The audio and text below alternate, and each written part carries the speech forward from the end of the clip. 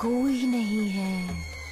ऐसा कहकर वो उस पर झपट पड़ी और उसके चेहरे पर अपने तेज पंजों से हमला करने लगी। फिर उसने विकी को जमीन पर पटक दिया। वंदना ने अपनी आंखों के इशारे से एक बड़ी अलमारी को ऊपर उठा लिया और उसको विकी के ऊपर गिरा दिया।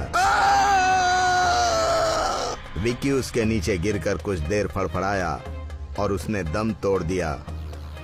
अगले दिन जब उसकी मौत की खबर फैली तो कॉलेज में दहशत का माहौल बन गया और सबसे ज्यादा नेहा और सानिया डरे हुए थे, क्योंकि उनको लग रहा था कि उन दोनों की जान उसी औजा बोर्ड के जरिए आई वंदना की रूह ने ली है।